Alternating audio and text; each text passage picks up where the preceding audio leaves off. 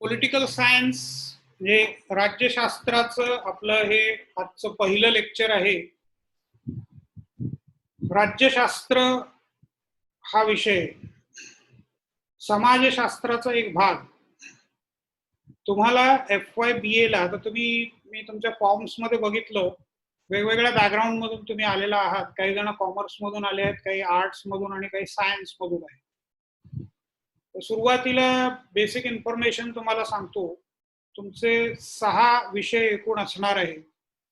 त्याच्यामध्ये political science, economics आणि मराठी हे 3 विषय. त्याच्यानंतर फाउंडेशन कोर्स म्हणजे पायाभूत अभ्यासक्रम मराठीमध्ये त्याला म्हणतात, की ज्याच्यामध्ये जनरल नॉलेजचा भाग असतो. साधारण आता जे काही घडामोडी, चालू घडामोडी ज्या आहेत त्याच्याविषयी माहिती असते, त्याच्याविषयी प्रश्न विचारले जातात. तो तसा तुमचं जनरल अवेअरनेस वाढण्यासाठीचा पेपर आहे. त्याच्यानंतर communication skills in English language आपण शिकवतो. CS शॉर्ट फॉर्म म्हणून वापरतात, सगळीकडे तुम्हाला CS दिसेल. कम्युनिकेशन स्किल्स हा एक इंग्लिश लँग्वेजचा पेपर आहे. त्याच्यामध्ये पत्र कशी लिहायची किंवा कम्युनिकेट कसं करायचं, एकूणच वेगवेगळ्या प्रकारचं कम्युनिकेशन ते तुम्हाला शिकवलं जाईल. आणि एक पेपर आहे तो मराठी कंपल्सरी. तर मराठीचे तुम्हाला 2 पेपर्स असणार आहेत, एक मराठी ऑप्शनल आणि मराठी कंपल्सरी. त्याच्यानंतर CS फाउंडेशन कोर्स, इकॉनॉमिक्स आणि पॉलिटिकल सायन्स. तर या पहिल्या सेमिस्टरला तुम्हाला 6 पेपर्स असतील. 600 मार्कांची तुमची पहिली परीक्षा असेल. आता अर्थात प्रत्यक्ष कॉलेज कधी सुरू होईल, परीक्षा कशी होईल हे काहीच सांगता येत नाहीये. आत्ता निदान सप्टेंबर 30 पर्यंत महाराष्ट्र सरकारने लॉकडाऊन वाढवलेला आहे. त्यामुळे सप्टेंबर 30 पर्यंत कुठल्याही परिस्थितीत कॉलेज सुरू होत नाही, एवढं मी तुम्हाला आत्ता सांगू शकतो. त्याच्यानंतर ऑक्टोबरमध्ये काय होईल ते त्यावेळेला शेवटच्या आठवड्यात कदाचित आपल्याला कळेल. पण तोपर्यंत आपण आपल्या पद्धतीने पुढे जायला लागू. आता 6 विषय आपण पाहिले, 6 पैकी आपला एक विषय आहे. तर त्याच्यामध्ये सगळ्यात सोपा पेपर आपला आत्ताचा आहे. पॉलिटिकल सायन्स मधला सगळ्यात सोपा पेपर तुम्हाला आत्ता मुद्दाम पहिल्या वर्षाला ठेवलेला आहे. पॉलिटिकल सायन्स मराठीमध्ये त्याला राज्यशास्त्र असं म्हणतो. राजकारण आणि राज्यशास्त्र हे 2 वेगवेगळे शब्द आहेत. तसंच इंग्लिशमध्ये पण 2 शब्द आहेत, पॉलिटिक्स आणि पॉलिटिकल सायन्स. आता तुम्हाला प्रश्न असं लोक विचारतील बऱ्याच वेळेला की पॉलिटिकल सायन्स शिकून तुम्ही काय करणार, मग तुम्ही काय राजकारणाचे सगळे अंदाज व्यक्त करणार का, किंवा BA ची डिग्री मिळाली म्हणजे तुम्हाला पुढे राजकारणात काय होईल हे लगेच सांगता येणार का. तर पॉलिटिकल सायन्सचा मूळ उद्देश अगदी स्पष्ट लक्षात ठेवा. भविष्य वर्तवणं हा पॉलिटिकल सायन्सचा मुख्य उद्देश नाही. पॉलिटिकल सायन्स हे एक समाजशास्त्र आहे आणि ते राजकीय घटनांचं विश्लेषण करतं आणि त्याच्यावरून काही फक्त अंदाज बांधण्याचा प्रयत्न, मागच्या घटनांचा अभ्यास करून पुढे काय होईल त्याचा एक अंदाज बांधायचा, भविष्य वर्तवण्याचं काम आपण करत नाही आणि ते आपलं काम नाही. थिअरीज मांडणं, सिद्धांत मांडणं. आता हे सिद्धांत वगैरे म्हणजे काय ते हळूहळू आपण बघूया. पण सध्या एवढंच लक्षात ठेवा की राजकारण आणि राज्यशास्त्र हे 2 वेगवेगळे शब्द. आणि फार तर तुम्ही असं म्हणू शकता सोप्या भाषेमध्ये, राजकारणाचा अभ्यास करणारं शास्त्र म्हणजे राज्यशास्त्र. आता या राज्यशास्त्राची सुरुवात कुठे झाली तर इसवी पूर्व 2ऱ्या-3ऱ्या शतकामध्ये याची सुरुवात ग्रीसमध्ये झाली. अरिस्टॉटल हा ग्रीक विचारवंत, त्याला राज्यशास्त्राचा जनक म्हणतात. आपल्याला या वर्षी जे काही अभ्यासायचंय ते राज्यशास्त्राचा इतिहास वगैरे काही नाहीये. आपल्याला फक्त सोपं आणि साधं भारतीय राज्यघटनेचा अभ्यास करायचा. भारतीय राज्यघटनेची एक प्रकारे तोंड ओळख करून घ्यायची आहे. म्हणजे भारतीय राज्यघटनेचा अभ्यास असं म्हटलं तर लॉच्या 5 वर्षाच्या कोर्समध्ये पण तो पूर्ण होत नाही. म्हणजे लॉचे 5 आणि 3 वर्षाचे असे 2 कोर्सेस आहेत. तर ते करून LLM करून लोक वकिली करतात, थेट अगदी सुप्रीम कोर्टापर्यंत वकिली करतात. त्याच्यानंतरही त्यांना अजूनही रेफरन्सेस बघावेच लागतात. तर कॉन्स्टिट्यूशन किंवा राज्यघटना ही सतत विकसित होणारी गोष्ट आहे. त्याचा अभ्यास 1 वर्षात पूर्ण होणं किंवा एका सेमिस्टरमध्ये पूर्ण होणं हे केवळ अशक्य आहे, नाही ते अपेक्षित पण नाही. त्याच्यामुळे आपण इथे पाहणार आहोत ते राज्यघटना म्हणजे काय. राज्यघटनेला दुसरा एक शब्द आहे संविधान. तर मराठी आता सगळे आहेत असं गृहीत धरून मी मराठीमधूनच आजचं लेक्चर तर पूर्ण करतो. मी थोडंसं स्क्रीन शेअर करतो तुम्हाला आणि सिलेबस काय काय आहे ते दाखवतो. ह्या साईटची लिंक मी तुम्हाला दिली आहे, काही जणांनी ते पाहिलं पण असेल. ही आपल्या कॉलेजची साईट आहे आणि त्याच्यावरती तुम्हाला वरती इथे कोपऱ्यात दिसेल FYBA वरती क्लिक केल्यावर सेमिस्टर 1 इंडियन पॉलिटिकल सिस्टीम.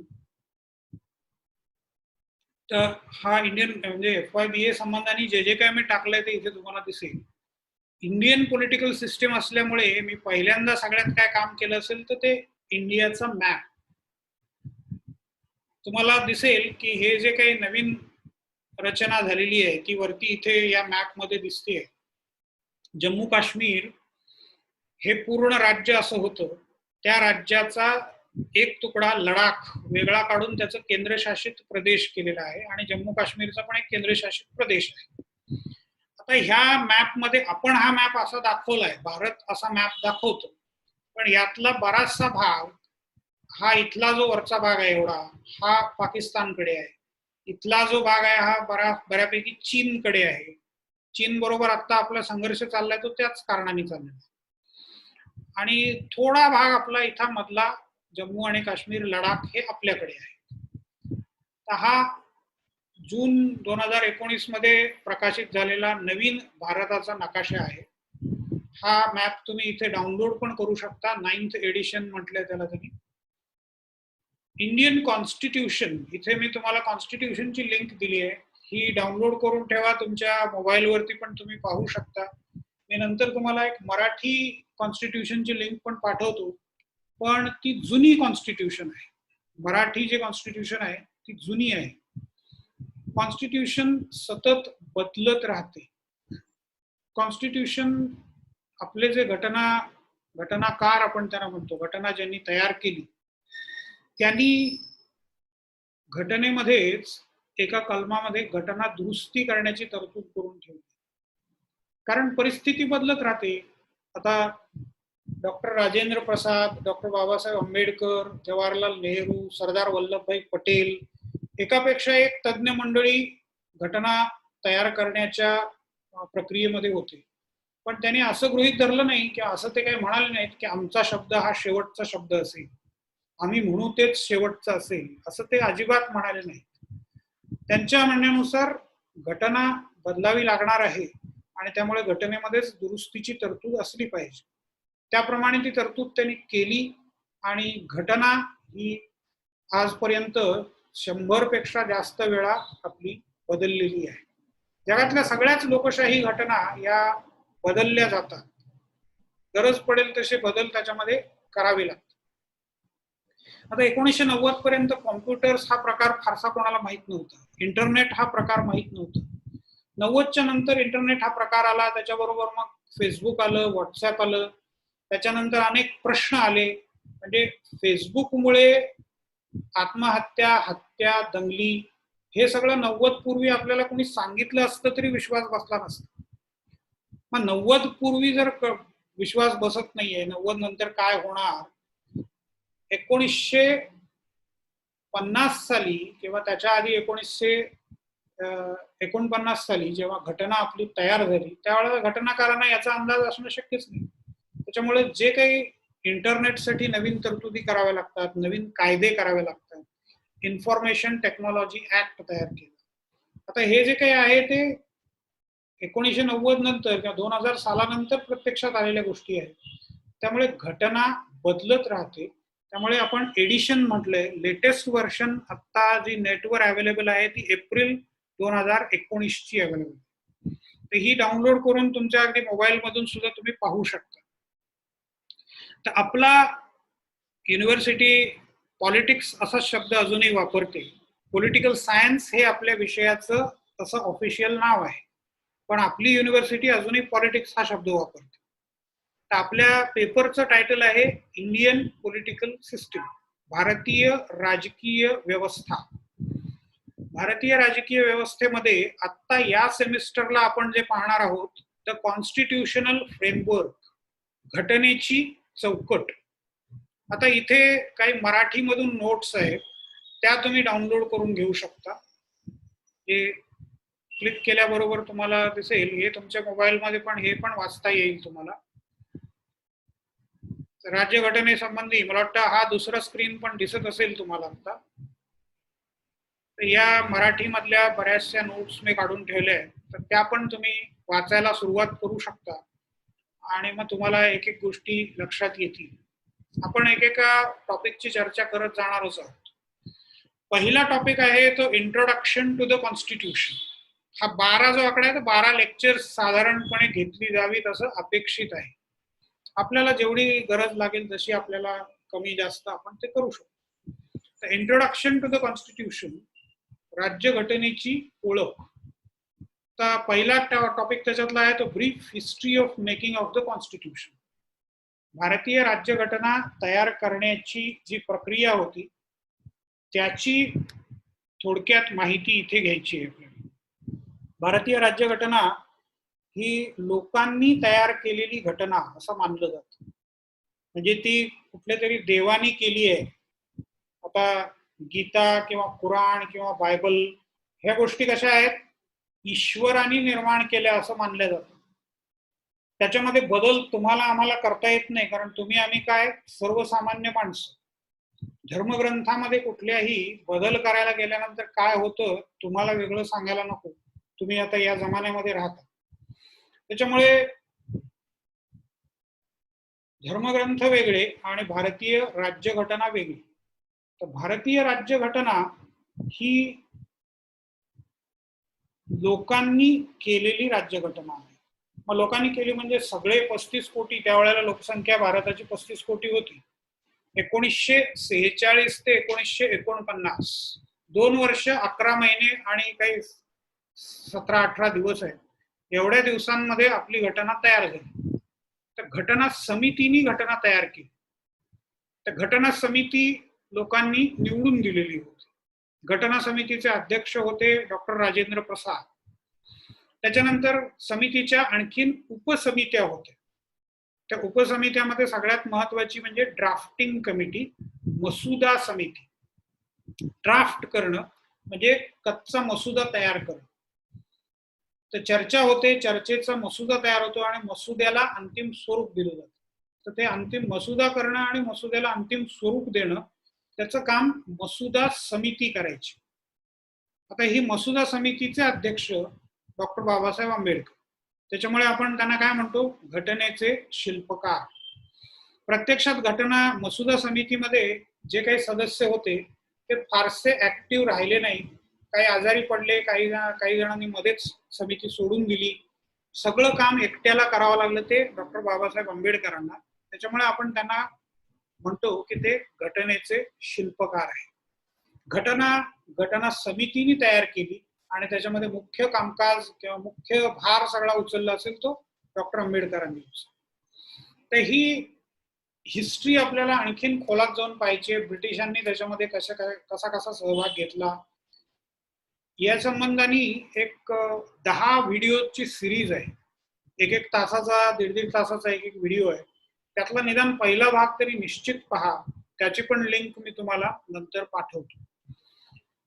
तर प्रिएम्बल हा दुसरा मुद्दा आहे. म्हणजे घटनेचं, त्याला म्हणतो आपण एक प्रकारची प्रस्तावना. पुस्तकाला प्रस्तावना असते. कादंबरी असेल किंवा आणखीन काही सिरियस विषयावरचं पुस्तक असेल, प्रत्येक गोष्टीला प्रस्तावना असते. प्रस्तावनेमध्ये लेखक त्याला जे काही म्हणायचं असतं ते थोडक्यात सांगतो. तसं ही आपल्या घटनेची प्रस्तावना आहे, प्रिएम्बल असं म्हणतो. We the people of India इथपासून त्याची सुरुवात होते. हे कुठेतरी कधीतरी तुम्ही नक्की वाचलं असेल. प्रिएम्बल म्हणजे काय, प्रिएम्बल मध्ये काय काय तरतुदी केल्या आहेत. प्रिएम्बल अवघा आहे एका पॅराग्राफचं, पण त्याचा चर्चा करायची तर त्याला पुष्कळ वेळ द्यावा लागतो, तर ती पण चर्चा आपण करणार. Basic features of the constitution, घटनेची प्रमुख वैशिष्ट्य. आणि हा तुमचा प्रश्न असणार हेही आत्ताच सांगून ठेवतो. निश्चितपणे हा प्रश्न येतोच. म्हणजे घटनेसंबंधी पेपर आहे तर त्याच्यामध्ये बेसिक फीचर्सचा प्रश्न येणारच. मुख्य वैशिष्ट्य काय भारतीय राज्यघटनेची? लिखित घटना आहे, सगळ्यात मोठी घटना आहे, त्याच्यामध्ये मूलभूत हक्क आहेत, ती धर्मनिरपेक्ष आहे, अशी सगळी त्याची वैशिष्ट्य, एक 12-15 वैशिष्ट्ये आपण पाहणार आहोत. आता दुसरा चॅप्टर आहे तर नागरिक आणि भारताची राज्यघटना. नागरिकांसाठी भारतीय राज्यघटनेने काय काय दिलं, तर त्याच्यामध्ये मूलभूत हक्क दिलेले आहेत. मूलभूत हक्क आता तुम्हाला त्याची जाणीव जास्त होत असेल. तुम्हाला स्वतंत्रपणे कुठेही फिरण्याचा मूलभूत हक्क आहे, पण आत्ताच्या काळामध्ये आता तुम्हाला अडचणी त्याच्या जाणवल्या असतील आणि तो किती महत्वाचा आहे हक्क ते पण जाणवलं असेल. आता तुम्हाला मुंबईवरून पुण्याला जायचंय, मुंबईवरून साताऱ्याला जायचंय, तर सहज जाता येत नाही, कारण रेल्वे बंद करून ठेवली आहे, एसटी बंद करून ठेवल्या. आता हळूहळू सुरू झालं, पण साधारणपणे मार्च महिन्यापासून सगळं बंद होतं. कोरोना क्रायसिसमुळे तुम्हाला परिस्थिती माहिती आहे. आणि ज्याच्याजवळ स्वतःची गाडी आहे, ज्याला काही महत्वाचं काम आहे, त्याच्यासाठी मग ई पास काढायचं बंधन होतं. तुम्ही असंच घुसायचा प्रयत्न केला तर तुम्हाला अडवलं जायचं. त्यावेळेला मग पोलिसांचा प्रसाद पण लोकांनी खाल्ला. तुम्ही टीव्हीवरती ते गोष्टी सगळ्या बघितल्या असतील. भारतीय राज्यघटनेने भारतामध्ये कुठेही मुक्तपणे संचार करण्याचा मूलभूत हक्क आपल्याला दिलेला आहे, पण त्याच्या बरोबरीने त्याच्यावर गरज लागेल त्यावेळेला बंधन घालण्याचा अधिकार पण सरकारला दिलेला आहे. तर हे काय प्रकार आहे? मूलभूत हक्क आणखीन बरेच आहेत. व्यवसाय करण्याचं स्वातंत्र्य आहे, जमीन खरेदी करण्याचं स्वातंत्र्य आहे, तो पण विषय मागच्या वर्षीपासून चर्चेमध्ये आहे. भारतामधला एक प्रदेश असा होता की जिथे आपल्याला जमीन इतर भारतीयांना खरेदी करता येत नव्हती, काश्मीर.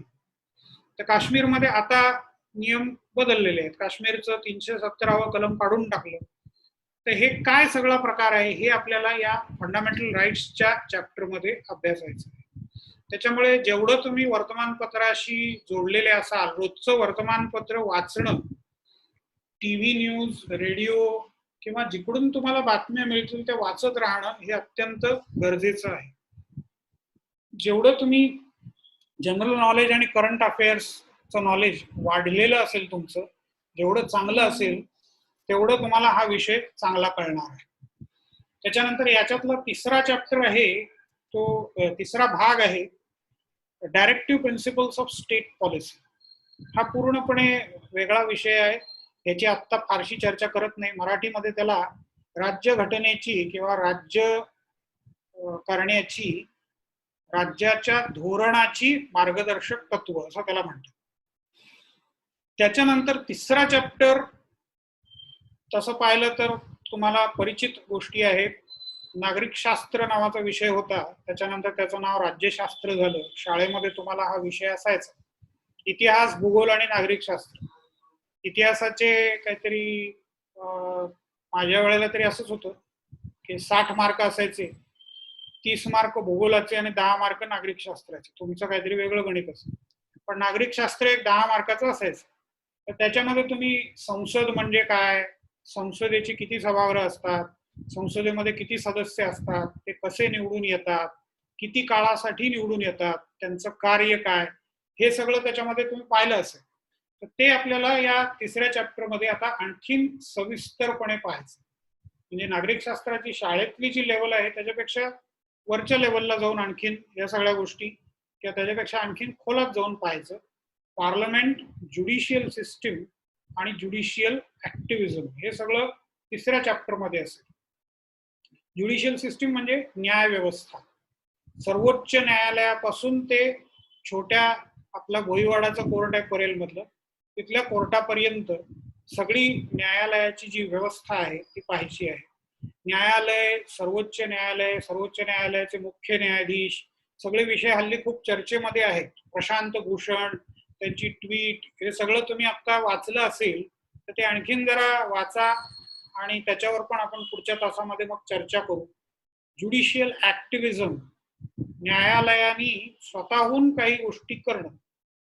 न्यायालय साधारणपणे असं मानलं जातं की पोस्टमॉर्टम एक्झामिनेशन करतं. पोस्टमॉर्टम म्हणजे एखादी घटना घडून गेल्यानंतर जर घटनेशी संबंधित दोघांपैकी कुठल्या तरी एका पार्टीने खटला भरला तर न्यायालय त्याच्यामध्ये लक्ष घालतं. एरवी न्यायालय आपणहून कुठल्या गोष्टीमध्ये लक्ष नाही घालणार. तर पोस्टमॉर्टम एक्झामिनेशन असताना काही वेळेला न्यायालयाने स्वतःहून काही गोष्टी केलेल्या आहेत. म्हणजे एका न्यायाधीशाने एका म्हाताऱ्या बाईचं पत्र वाचलं वर्तमानपत्रामध्ये की मला रिटायर होऊन खूप वर्ष झाली, मला पेन्शन मिळत नाही. न्यायाधीशांना वाटलं की याच्या आपण काहीतरी केलं पाहिजे. त्यांनी डिटेल्स मागवले, त्या बाईंना बोलवलं, माहिती घेतली आणि त्या संबंधित खात्याला त्यांनी पत्र लिहिलं की तुम्ही इतके दिवस या बाईंची पेन्शन दिली नाही, तुमच्यावर कारवाई का करू नये. शो कॉज नोटीस म्हणतात, कारणे दाखवा नोटीस. आणि मग ती नोटीस गेल्यानंतर सगळी सूत्र हल्ली आणि मग बराबर त्या बाईला पेन्शन मिळाली. म्हणजे न्यायालय स्वतःहून एखादी गोष्ट करतं, त्याला न्यायालयाची कृतिशीलता किंवा ज्युडिशियल ऍक्टिव्हिजम असं म्हणतात. तो भाग आपल्याला इथे या तिसऱ्या पॉइंट मध्ये पाहायचा आहे, 3.3 मध्ये. त्याच्यानंतर चौथा आणि शेवटचा चॅप्टर आहे तो एक्झिक्युटिव्ह म्हणजे कार्यकारी मंडळ. आता याच्यामध्ये कोण येतं तर राष्ट्रपती. आत्ताच तुम्ही प्रणव मुखर्जींच्या बद्दल ऐकलं असेल, त्यांचा करोनामुळेच मृत्यू झाला. प्रणव मुखर्जी हे आपले याच्या आधीचे राष्ट्रपती होते. राष्ट्रपती, त्याच्यानंतर पंतप्रधान आणि त्यांचं मंत्रिमंडळ. त्याच्यानंतर शेवटचा भाग इथे आहे तो लोकल सेल्फ गव्हर्नमेंट म्हणजे स्थानिक स्वराज्य संस्था. मुंबई महानगरपालिका किंवा जिल्हा परिषदा, ग्रामपंचायती, पंचायत समित्या, छोट्या शहरांमध्ये असलेल्या नगरपालिका, या सगळ्यांना मिळून म्हणतात स्थानिक स्वराज्य संस्था किंवा लोकल सेल्फ गव्हर्नमेंट. आता लोकल सेल्फ गव्हर्नमेंट हे सुद्धा एक मोठं प्रकरण आहे भारतातलं. 1952 पासून त्याच्या विकासाला सुरुवात झाली. 73 आणि 74वी घटना दुरुस्ती, 90च्या दशकात या दोन दुरुस्त्या झाल्या आणि त्याच्यामुळे भारतभर एक समान व्यवस्था लागू केली गेली आणि स्थानिक स्वराज्य संस्था असणं हे आता बंधनकारक आहे. तर हे सगळं आपल्याला या पेपरमध्ये पाहायचं आहे. 4 चॅप्टर्स आहेत. 4 चॅप्टर्स वरती तुमचे सगळे प्रश्न असतील, 100 मार्काचे प्रश्न, आणि परीक्षा टर्म एंडला होईल. राज्यशास्त्रामध्ये नकाशांचं महत्त्व खूप आहे. भारतीय राजकीय व्यवस्था समजावून घ्यायची म्हणजे पहिल्यांदा आपण सुरुवात करू भारताच्या नकाशापासून. परंतु त्याआधी नकाशावरून जगाची थोडी ओळख करून घेऊ. राज्यशास्त्राचा जनक ॲरिस्टॉटल ग्रीसमध्ये जन्माला आला. तर हे ग्रीस कुठे आहे किंवा USSR म्हणजे काय, रशियाची पूर्वीची 15 रिपब्लिक्स आणि आताची स्वतंत्र गणराज्य किंवा स्वतंत्र देश हे कुठे आहेत, अमेरिका म्हणजे काय, हे वेगवेगळ्या मॅपच्या मदतीने समजावून घेण्याचा प्रयत्न करू.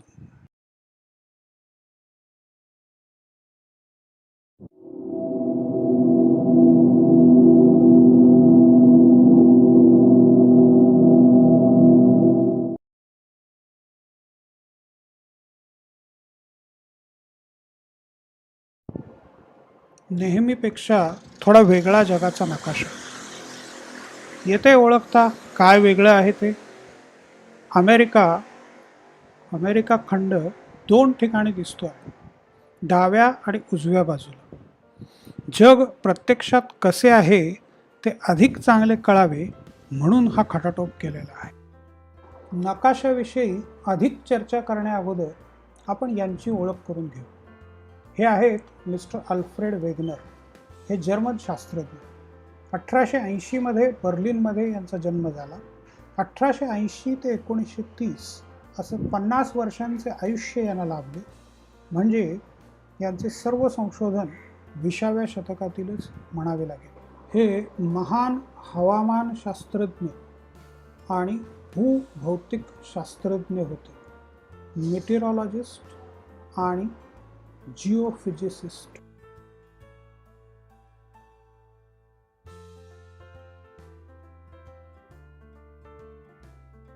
यांनी डिसेंबर 1910 मध्ये आपल्या होणाऱ्या बायकोला एक पत्र लिहिले. ते आपल्या प्रियेला म्हणतात, doesn't the east coast of South America fit exactly against the west coast of Africa as if they had once been joined? This is an idea I will have to pursue. आफ्रिकेचा पश्चिम किनारा आणि दक्षिण अमेरिकेचा पूर्व किनारा एकत्र जोडले तर अगदी फिट बसते. असे वाटत नाही का तुला? पूर्वी कधीतरी ते एकाच खंडाचा भाग होते आणि आता ते वेगळे झाले आहे. ह्या विचाराचा आता मला पाठपुरावा करावा लागेल. सॅटेलाइट फोटो घेऊन ग्राफिक्स सॉफ्टवेअरच्या सहाय्याने तयार केलेली ही इमेज पहा.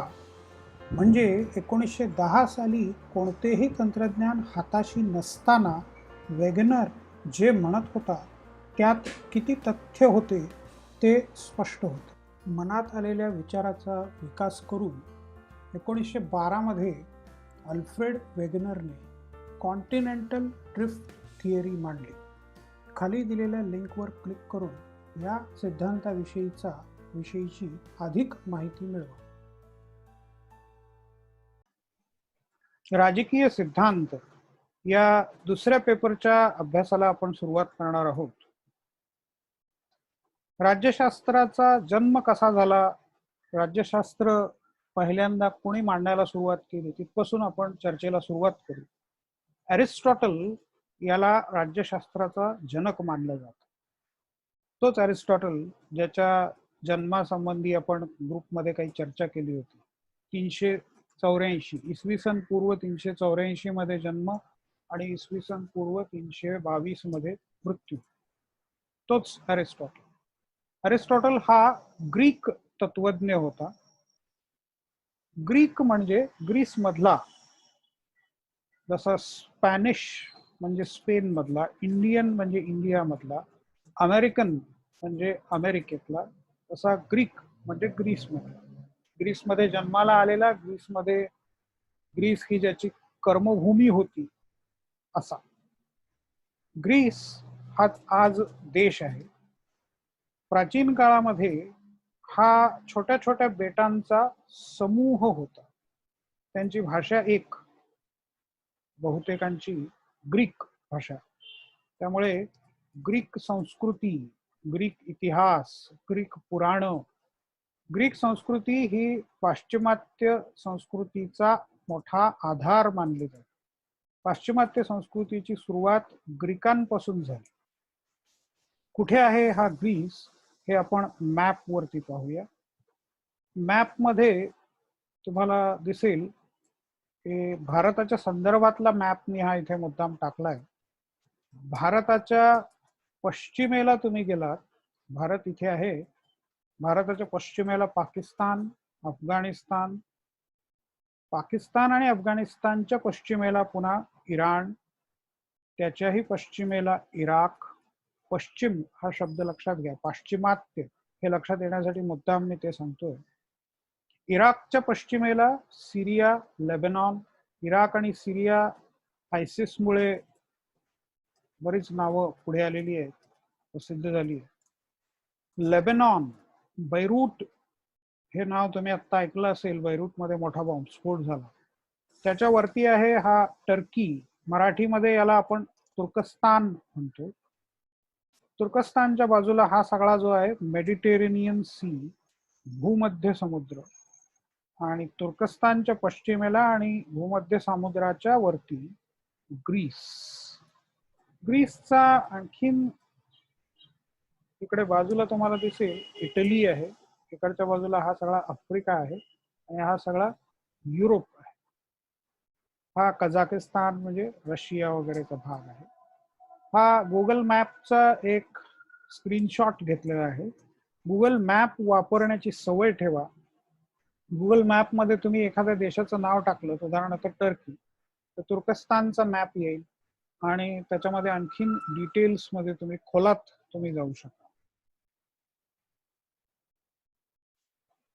ग्रीसचा आणखीन सविस्तर मॅप आपण बघूया. मोठा केलेला थोडासा मॅप. ग्रीसची राजधानी आहे अथेन्स आणि हे सर्व तुम्ही पहा, छोटी छोटी बेटं आहेत. छोट्या छोट्या बेटांचा समूह मिळून ग्रीस बनलेला आहे. ग्रीसची नगर राज्य होती. तर नगर राज्य म्हणजे काय ते पुढच्या स्लाइड शो मध्ये आपण पाहणार आहोत. Athens, Argos, Sparta, Olympia, Delphi, Delos. Delos हे मंदिर आहे, छोटस बेटही आहे. तर ह्या सगळ्या छोट्या छोट्या नगर राज्यांचा मिळून ग्रीक संस्कृती उभी राहिलेली. अमेरिका खंड, उत्तर अमेरिका, अमेरिकेची संयुक्त संस्थाने, that is USA, United States of America, मध्य अमेरिका, दक्षिण अमेरिका, लॅटिन अमेरिका असे अमेरिकेच्या संदर्भातील अनेक शब्द तुम्ही नेहमीच ऐकले असतील. त्याचे वेगवेगळे अर्थ काय आहेत ते आपल्याला या स्लाइडमध्ये आता पाहायचे आहे. गुगल मॅप्समध्ये दोन प्रकारचे व्ह्यूज आहेत. तुम्ही इथे क्लिक केलं, आत्ता जो पाहताय तुम्ही तो आहे global view. Disable global view केल्यानंतर तुम्हाला फरक लक्षात येईल. हा मॅप सारखा तुमचा जो प्रिंटेड मॅप असतो त्याच्यासारखं चित्र आता दिसतंय. भारताच्या बाजूला आहे पाकिस्तान, त्याच्या बाजूला अफगाणिस्तान, त्याच्यानंतर इराण, त्याच्यानंतर जगातला सगळ्यात अस्थिर, हिंसक किंवा हिंसाचार आणि ग्रस्त असा प्रदेश इराक आणि सिरिया. त्याच्या बाजूला आहे तुर्कस्तान. युरोपच्या सीमेला लागून आहे. इकडे हा सगळा मागे आशिया, हा सगळा आफ्रिका. तुर्कस्तान युरोपियन युनियनमध्ये सामील होण्याचा बराच प्रयत्न करतोय, पण त्याला बऱ्याच जणांचा विरोध आहे. तुर्कस्तानच्या दक्षिणेला आलात तर भूमध्य समुद्रामध्ये सायप्रस नावाचा एक छोटासा देश दिसेल. हा युरोपियन युनियनचा भाग आहे, परंतु तुर्कस्तानला अजूनही युरोपियन युनियनमध्ये प्रवेश मिळालेला नाही. जॉर्जिया, युक्रेन, आर्मेनिया सगळ्यांचेच प्रयत्न चालू आहेत युरोपियन युनियनमध्ये सामील होण्याचे. हा आहे काळा समुद्र, ब्लॅक सी, हा कॅस्पियन सी. हे खाली येतं ते सौदी अरेबिया, इथे पर्शियन गल्फ, UAE, दुबई तुम्हाला माहीत असेल, ओमान, याच्या खाली हे येमेन. तर आपण पूर्ण आढावा घेतला या भागाचा. आशिया, आफ्रिका आणि युरोप. जग माहीत असलेलं जग त्यावेळेस पूर्वीच, कोलंबसच्या पूर्वीच. कोलंबस या किनाऱ्यावरून, पोर्तुगाल स्पेनच्या किनाऱ्यावरून भारत शोधण्यासाठी निघाला आणि त्याला पलीकडे काही भूमी आहे ही कल्पना नव्हती. तर त्याने भारत आपल्याला या दिशेने गेल्यानंतर सापडेल हे गणित मांडलं आणि तो पश्चिमेकडे जात राहिला. त्याला लवकरच ही सगळी बेटं दिसली असतील सुरुवातीला. इथेच तुम्हाला थोडासा मोठा करून शोध घेतला तर न्यू फाउंडलँड नावाचं एक आयलंड दिसतो. तिथे पहिल्यांदा तो उतरला आणि त्याच्यानंतर मग पूर्ण अमेरिकेचा शोध लागला. हा अमेरिकेचा खंड म्हणजे जगाची जवळपास दुसरी बाजू असं म्हणता येईल. अमेरिका हा जो पहिला शब्द आहे, अमेरिका खंड म्हणजे हा पूर्ण खंड. इकडे टोकाला अलास्का आहे, Canada, United States of America, Mexico, हा सगळा ग्वाटेमाला, निकारागुआ, त्याच्यानंतर हा पनामा वगैरे, होंडुरास, कोस्टारिका हे मध्य अमेरिका, क्युबा, डोमिनिकन रिपब्लिक, प्युर्टोरिको हे कॅरेबियन आयलंड्स. म्हणजे 4 संकल्पना आपण स्पष्ट केल्या. अमेरिका खंड म्हणजे पूर्ण इथपासून ते खालपर्यंत अर्जेंटिनापर्यंत हा अमेरिका खंड. उत्तर अमेरिका त्याच्यामध्ये Alaska, Canada, United States of America, Mexico यांचा समावेश होतो. कॅरेबियन आयलँड्स हे सगळे कॅरेबियन आयलँड्स आहेत. आणखीन मोठं केल्यावर तुम्हाला स्पष्ट दिसेल बरीच छोटी छोटी बेटं इथे आहेत. ही मध्य अमेरिका, ग्वाटेमालापासून सुरू होते, मेक्सिकोच्या दक्षिणेला Guatemala, Belize, Honduras, El Salvador, Nicaragua, Costa Rica, Panama हे सगळी मध्य अमेरिका. हे मोठी केल्यानंतर ही आयलँड्स तुम्हाला दिसायला लागली आहेत. आणि दक्षिण अमेरिका ही आहे दक्षिण अमेरिका. दक्षिण अमेरिकेचे हे 12 देश दक्षिण अमेरिका खंड. युरोपियनांचं जेव्हा आक्रमण झालं तर त्याच्यामध्ये स्पॅनिश सगळ्यात आघाडीवर होते. त्यांच्या पाठोपाठ पोर्तुगीज आले. स्पेन आणि पोर्तुगाल युरोपमध्ये तुम्हाला दिसेल, याला आयबेरियन पेनिन्सुला असं म्हणतात. या एकाच भूखंडावरचे हे 2 देश.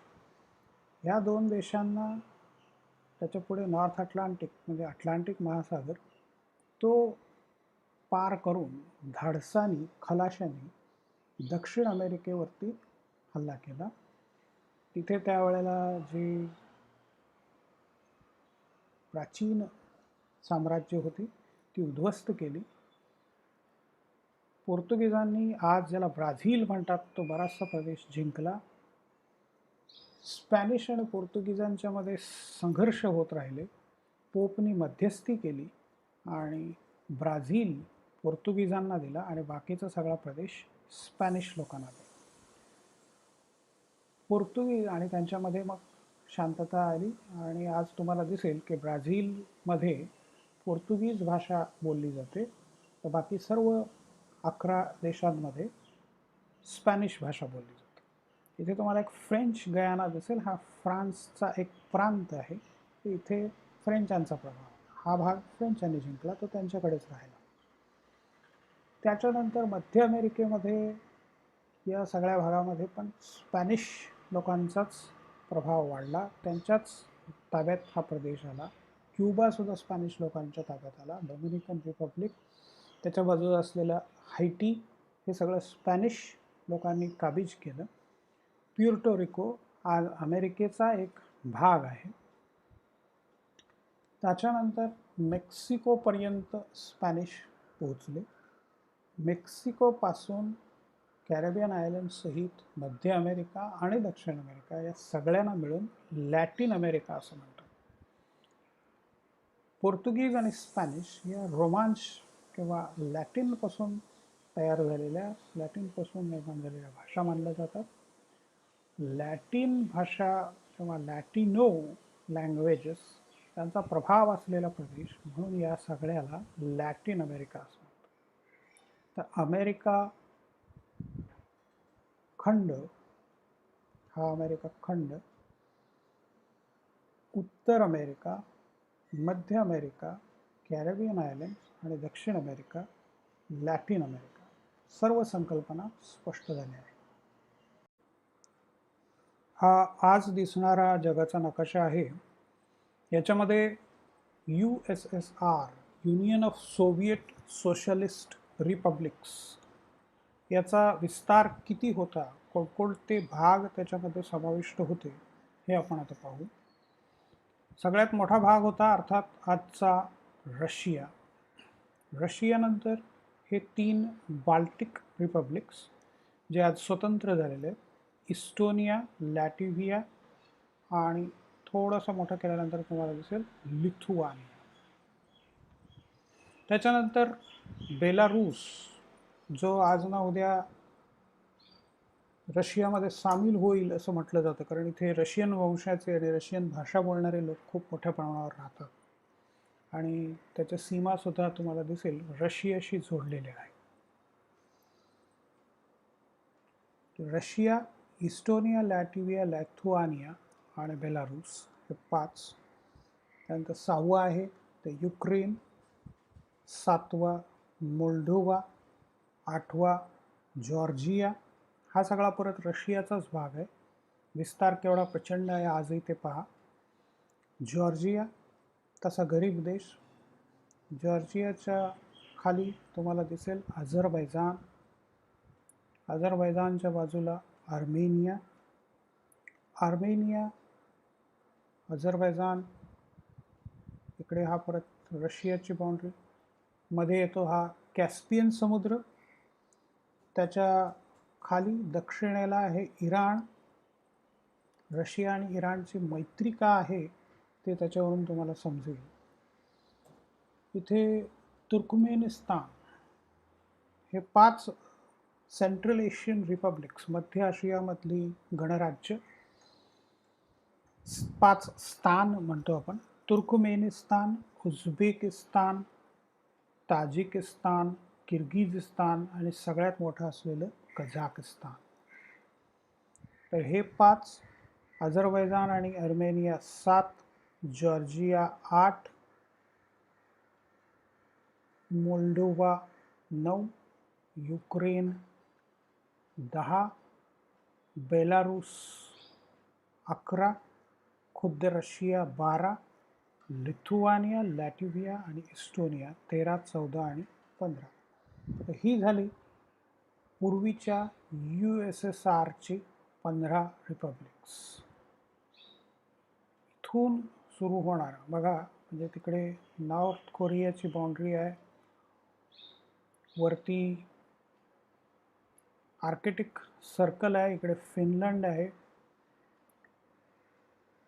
ह्या सर्व प्रदेशामध्ये USSRची सत्ता होती. मंगोलिया साम्यवाद्यांच्या प्रभावाखाली होता. चीन साम्यवादी होता, आजही आहे. उत्तर कोरिया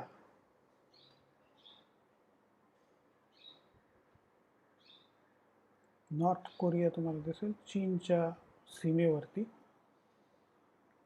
आणि इकडे रशियाची सीमा बेरिंग सीच्या बाजूला हा अमेरिकेचा अलास्काचा भाग आहे.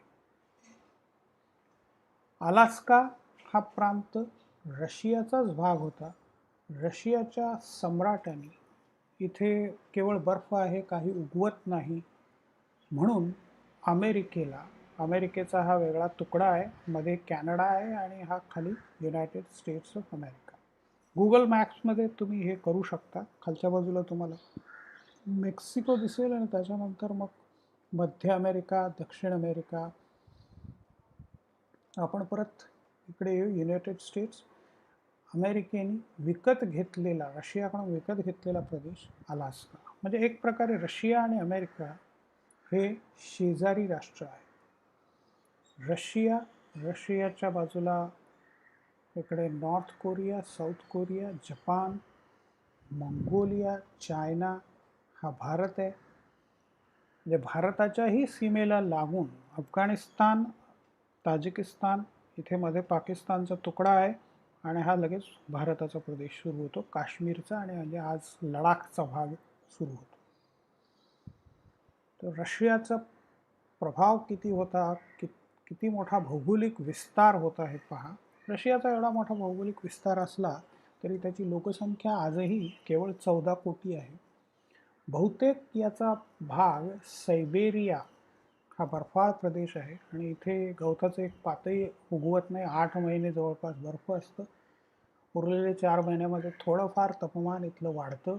बर्फ वितळायला सुरुवात होती, परंतु पूर्ण वितळायच्या आधीच पुन्हा हिवाळ्याला सुरुवात होते, पुन्हा थंड हवामानाला सुरुवात होते.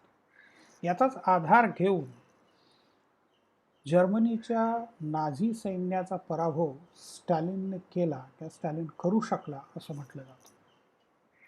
तर ही झाली आपली पहिली साईड. याच्यामध्ये आपण पाहिलं USSRचा विस्तार किती होता आणि आज USSRच्या जागी जे 15 रिपब्लिक्स आहेत ते कसे आले आहेत.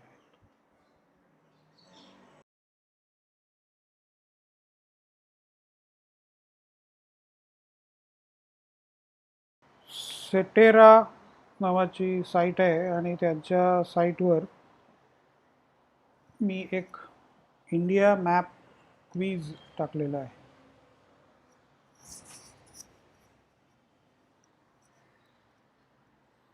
ही लिंक तुम्हाला मी ग्रुपमध्ये पण देईन आणि इथे आत्ता आधी तुम्ही पाहिली असेल ती सेव्ह करून ठेवा. लिंक चालू केल्याबरोबर गेम आपोआप सुरू होतो. तुमच्या कर्सरजवळ क्लिक ऑन महाराष्ट्र, सगळ्यात सोपं आपल्या दृष्टीने. तमिळनाडू भारताच्या दक्षिणेला पूर्व किनाऱ्यावर असलेलं, हे भारताच्या मुख्य भूमीपासून लांब असलेलं लक्षद्वीप. तेलंगणा हे नवीन राज्य, हा आंध्र प्रदेश आहे, हे तेलंगणा महाराष्ट्राच्या सीमेला लागून. उत्तर प्रदेश विभागून उत्तराखंड तयार करण्यात आलं. महाराष्ट्राचा शेजारी गुजरात, निसर्गरम्य ओडिसा, त्याच्यावरती बिहारचा एक तुकडा, म्हणजे बिहारचे 2 तुकडे करण्यात आले, एक बिहार आणि दुसरा हा झारखंड. हे 1972 भारतात सामील झालेलं सिक्कीम, हा नव्याने तयार करण्यात आलेला केंद्रशासित प्रदेश. आता मिझोराममध्ये थोडीशी गडबड होण्याची शक्यता आहे. हो, हे मणिपूर आहे, हा मिझोराम, करेक्ट. वेस्ट बेंगॉल, कर्नाटक, पंजाब, हा चीन आणि भारताच्या मध्ये वादग्रस्त असलेला पण आपला प्रदेश अरुणाचल प्रदेश. जम्मू आणि काश्मीर, मध्य प्रदेश, केरळ, हा त्रिपुरा, म्यानमार आणि बांगलादेश या दोन्हींच्या सीमा याला लागून आहेत. पाकिस्तान सीमेला लागून असलेला राजस्थान, दिल्लीच्या जवळचा हरियाणा, हरियाणा आणि पंजाबची राजधानी असलेलं चंदीगड, 3 ठिकाणी विभागलेलं पुदुचेरी, 1, हे 2 आणि हे 3, तिन्ही व्हाईट होत आहेत ते पहा. हे सर्व north east, 7 sisters of north east यांच्या सीमाना लागून असलेला हा आसाम. दादरा नगर हवेली आणि दमण आणि दीव दोन्ही एकत्र केलेले आहेत, हे 2.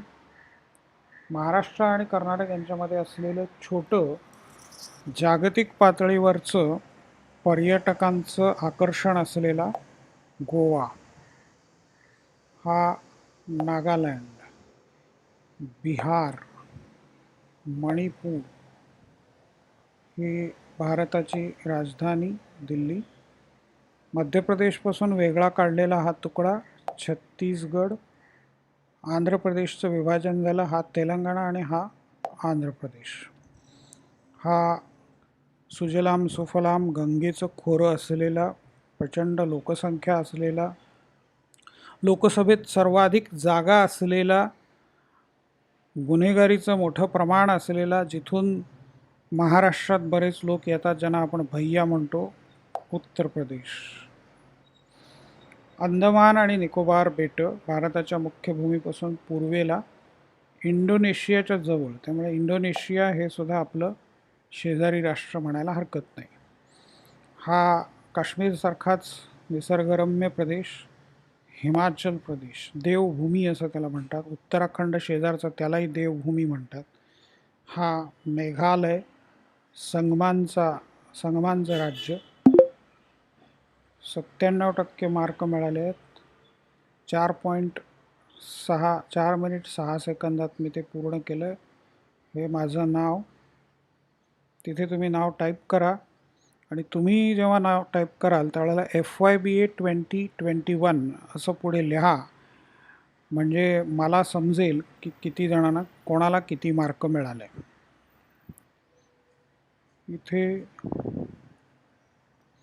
क्लिक केल्यानंतर खाली बोर्डवर तुम्हाला नाव दिसेल.